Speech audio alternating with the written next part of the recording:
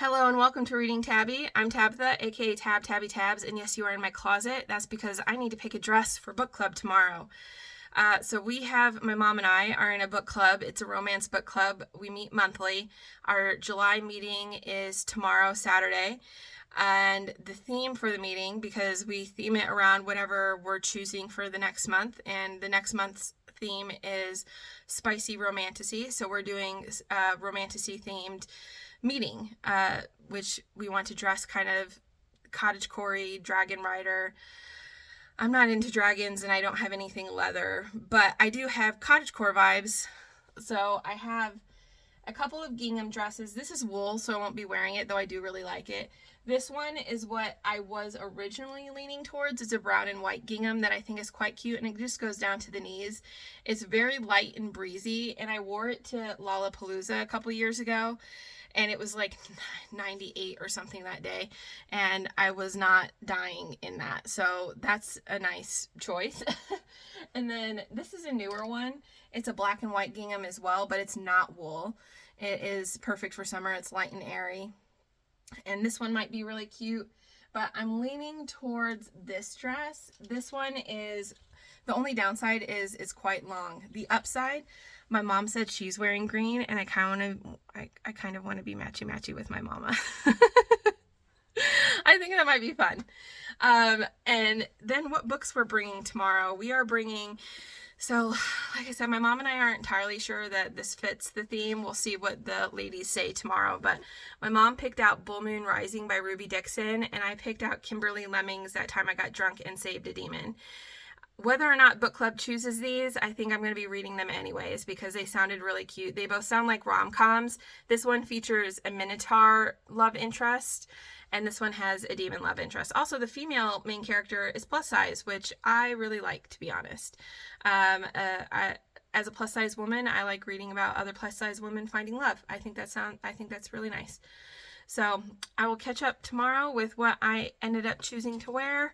Probably going to be the green dress, so that can be matchy if my mom ends up wearing green as well. And then I'm going to the farmer's market as well because we also bring themed treats, and my mom and I thought that fruit skewers with edible glitter, and if I can find it at the farmer's market, edible flowers would be super cute. So fingers crossed that I can find edible flowers tomorrow. So I'm here at the farmer's market, and we are on the hunt for edible flowers because I really want to make these skewers look cute. Fingers crossed. Let there be edible flowers.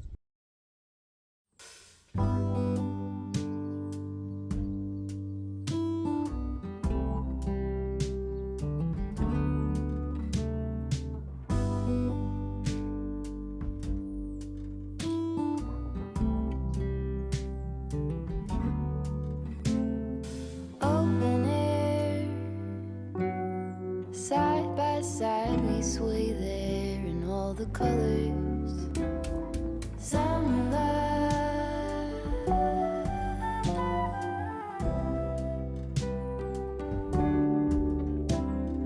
Lonesome dove.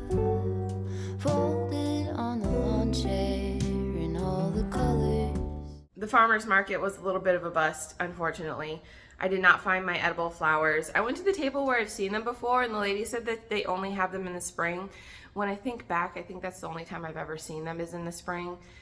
So I need to try Natural Grocer. I think that's my only real option left. I mean, I still have Walmart, but I don't think I've ever seen edible flowers at Walmart. So I'm going to go there to get the fruit and the skewers. And then I also need to pick up the edible glitter still. But I'll share all that later. I did pick up a couple of things at the farmer's market though. I stopped at a few tables to get just some fun snacky bits, and I think I'm going to bring these tomorrow as well.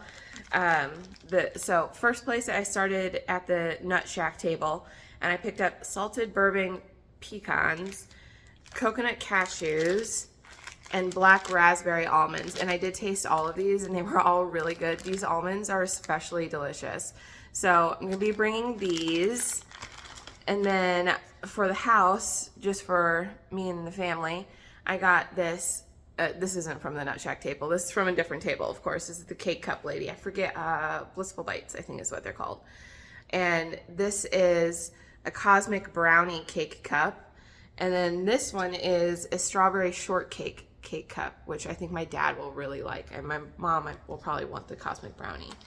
And then I stopped at the Amish table, of course, and I got fried strawberry rhubarb pie and a fried coconut cream pie, which I've eaten half of already because I just love coconut, and this was so good. It was so good.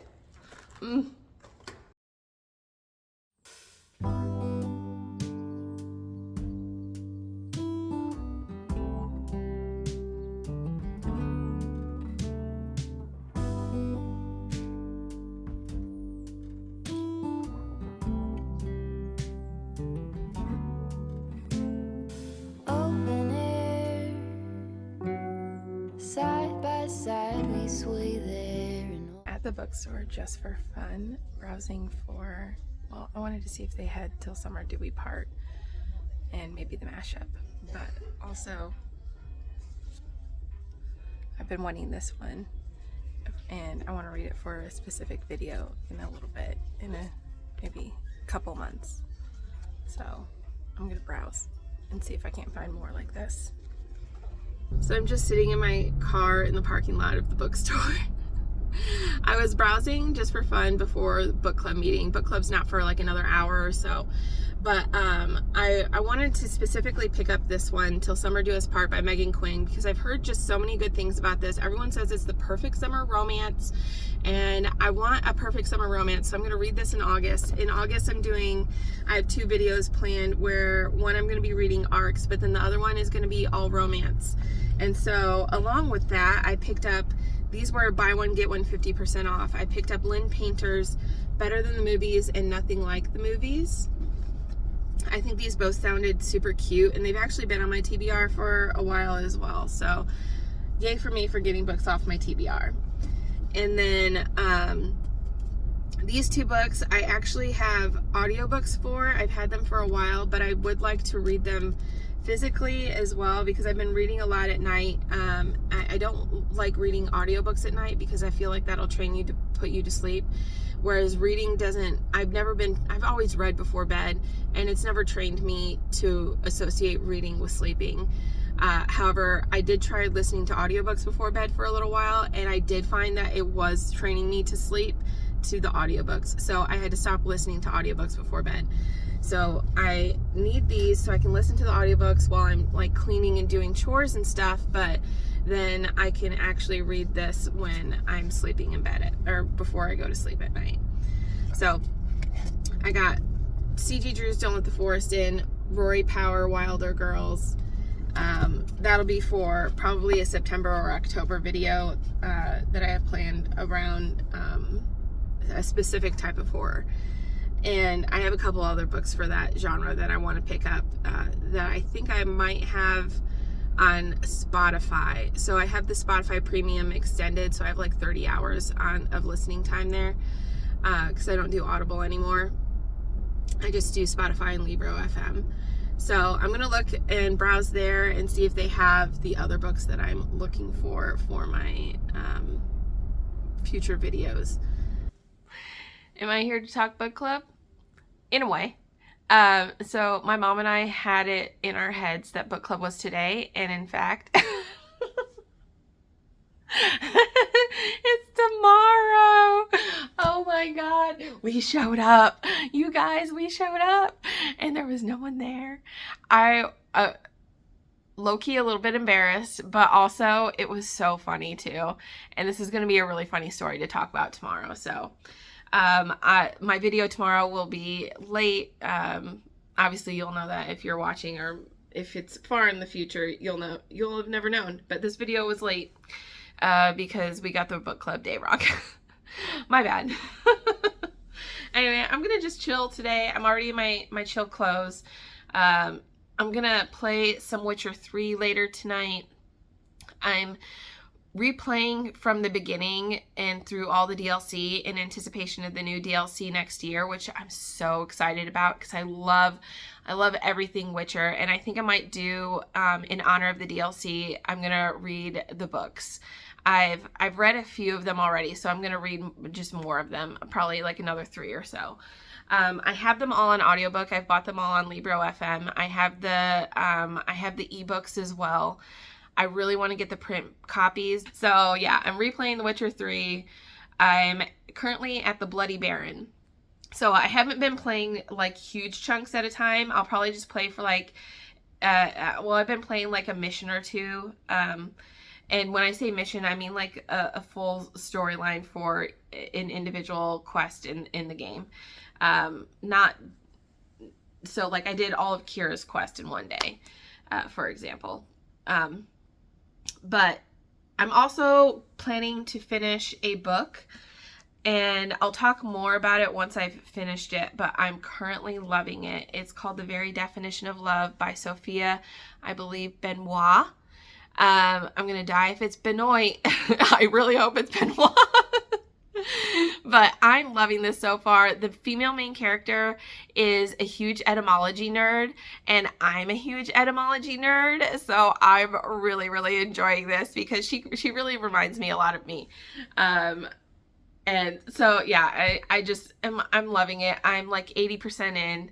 I'm a good chunk of the way in, so I'm sure I'll finish this today, and I'll share more of my thoughts later. I will say, as much as I love it, I do think it's just a tad too long. It's like 450 pages. I don't know that it necessarily needed to be that long, but really enjoying it so far. I'm going to finish this. Yes, today is Sunday. No, it's not Saturday. It is, in fact, the next day. I am, in fact, in the same outfit with the same makeup because we got to dress for theme for book club, right?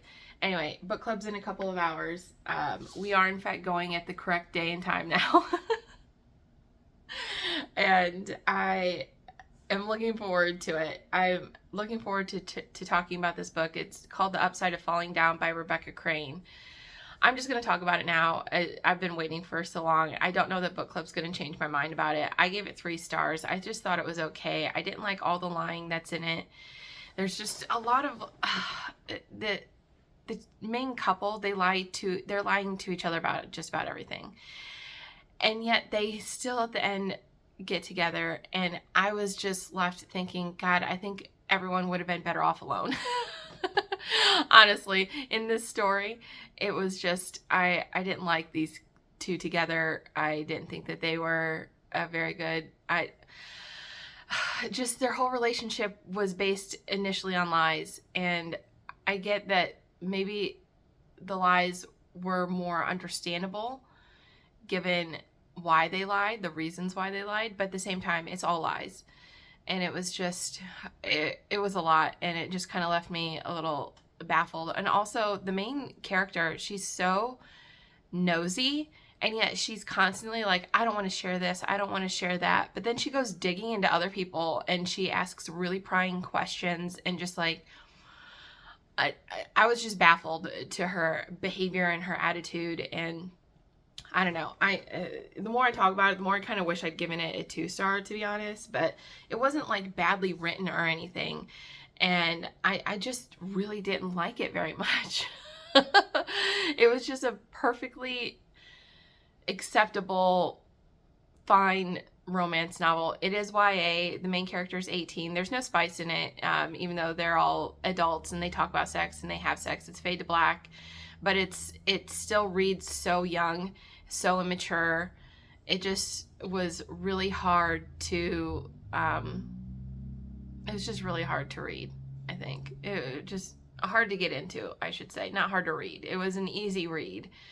It was just like hard to want to read.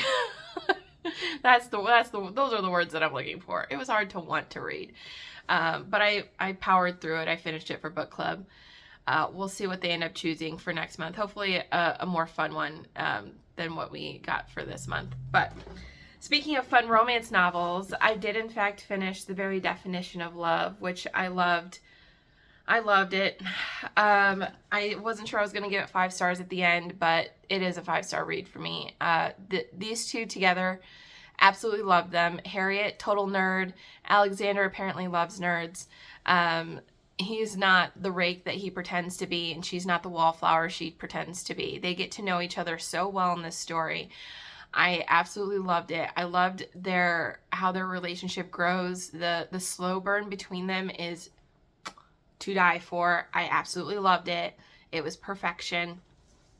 The author, you know, she drip feeds us bits of their relationship as they're progressing as well. So it's not like they barely touched hands or they shared a glance. I mean, there are those, but then they'll like start making out or hooking up a little bit. Or her whole thing is she wants to learn everything. She's voracious when it comes to knowledge, and so she asks for his help with certain things, and he obliges her. Yet they have this deal in their marriage where he says that he won't ever fall in love, and she says, that's fine, then we won't ever sleep together, because I just know if I do sleep with you, I'll fall in love with you. And so that's why they're not sleeping together for the bulk of this book, is because they have this belief about the other, that they both think that, oh my gosh, this was what was kind of annoying. Internally, they both were super into each other, but they kept thinking as well, there's no way that this other person is as into me as I'm into them. And I'm like, y'all are married. But otherwise, their communication together is really good. They're very open communicators, which is why when the third act miscommunication trope showed up, I just about threw the book across the room, because I was like, why? How? These two talk about literally everything together. How is this miscommunication even occurring? But it is sort of, they have a little bit of a spat, and they sort of revert back to their facades of wallflower and rake, even though that's not who they really are, and they both know that about each other at this point. But they revert back to those roles, I should say, and that it doesn't last very long, thankfully, because I would not have rated this a 5-star if it had lasted long. And I will say that given the traumas that these two have been through, they both have very difficult childhoods. They have difficulty with believing that they're worthy of love. And they go about it in very different ways. Obviously, Harriet shies away from any talk of marriage or intimacy, though she does have some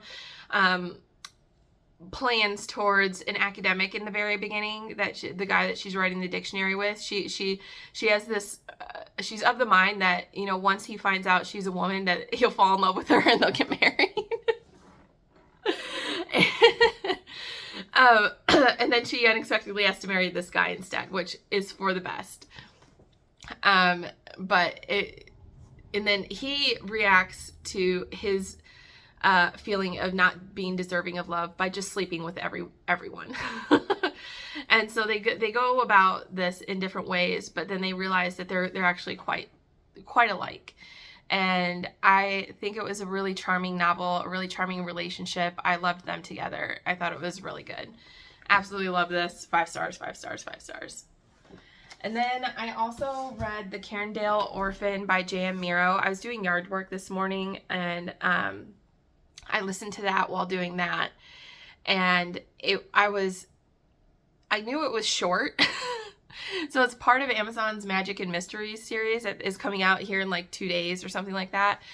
And there's a couple of other authors whose works I want to read. I've never actually heard of J.M. Miro before. I've never read anything by J.M. Miro, but this story sounded so interesting. It's about this detective, this jaded detective in like Victorian era London, who's investigating these disappearances, and this orphan appears to help him, and tells him about, like, you know, the powers that these orphans have. They've all got like some magical powers, and one of them could create flesh creatures like golems, and the kid supposedly died, but the golem never went away, and it's wreaking havoc now in London, in this London borough. So it was really interesting. I loved the writing. I thought it was really well done, and I was completely startled when it ended. I was literally in the middle of like picking up rocks, and I'm just like, and it just ends, and I dropped the rocks that I was holding, because I was like trying to get my phone out to be like, there's no way, I think I must have like butt dialed, because I had it in my pocket, not in my butt pocket, but like in a side pocket, but it felt like I might have accidentally, like when I was bending over or something, triggered something and skipped parts, but no, it just ends. Because it's short. It's a little novella. Not even a novella, more like a short story, because it's only 50 pages. So it was like an hour and a half long audiobook, which I listened at 2 times speed. So it was over really fast. It was really good. And it's apparently part of a series, that this author is writing, the Cairndale Orphan, part of the Talons trilogy, Bringer of Dust, Ordinary Monsters. I've never heard of any of those books, but I do want to read them now because I really liked this story. I liked this writing. I wanted more of this. I gave it 4 stars just because it did feel rather abrupt in how it ended. Although that could just be because I was wanting and expecting more. But it's still really good short story. Glad I read it. And then I'm also currently reading, I started this morning, Happy Hour by Gemma Amor, which is part of the Killer VHS series, which includes Candy Cane Kills, which I've read.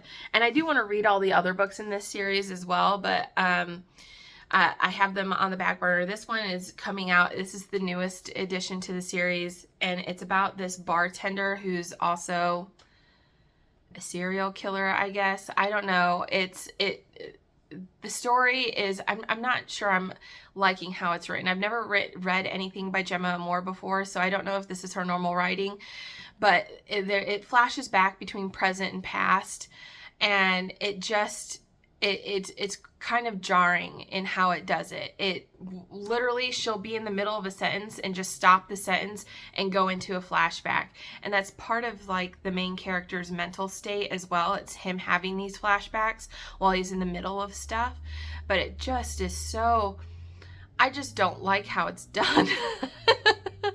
But it's otherwise an interesting slasher. But is it even a slasher? I don't know. This has more like opportunistic killer vibes, I guess, than a real slasher vibe. And I was wanting slasher vibes. Anyway, I'm going to finish the story. I'm like 76% into it. It is a novella. It's only 120 something pages or something like that. So I'm going to finish that up. I'm almost done with it. And then it's off to book club. Finally, at the right day and time.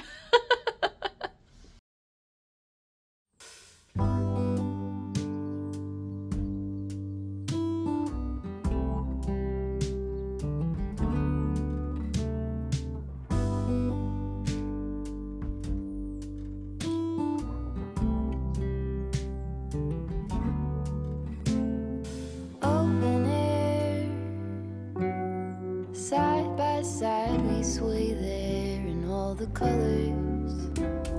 Summer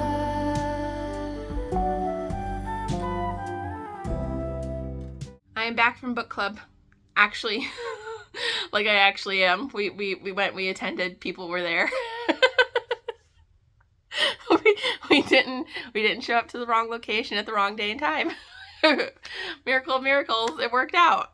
Isn't that funny how that works when you show up to the planned day and time at the correct day and time, and then there are people there? Yeah. Anyway, we almost chose this one. It was down to 2. It was down to this one and the one that the book club wound up choosing. So what we wound up doing was a game of spin the bottle, where every time it landed on a book, we eliminated that book from our options, except for the very last spin between the last 2 books. Then it was choose the book, and it almost landed on this one, but what it landed on, Bloodbound by Ellis Hunter. I could not begin to tell you what Bloodbound by Ellis Hunter is about. I did read the description. I read it multiple times, and it just still kind of went clear over my head. It's a high fantasy romance. I'm not really into high fantasy outside of Lord of the Rings and The Witcher. Elves and dragons and all that stuff just don't do it for me. I don't know why Lord of the Rings and The Witcher do work for me. They just do, but for the most part, I don't really vibe with all that sort of stuff. I do like magic and magicians and witches and vampires and werewolves and I like the idea of this with the demon. Like, this is like a D&D type of world. I love D&D. That's another high fantasy.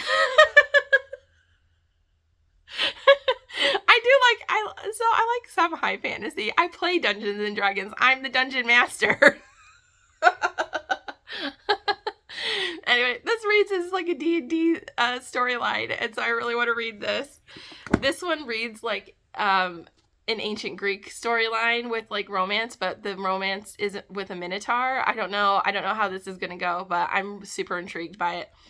So I'm definitely going to be reading these two for sure this month, but I don't think I'm going to be reading Bloodbound. It's for fans of Fourth Wing and Quicksilver. That's just not me. The meeting is August. It is in like 3 weeks as well, I think.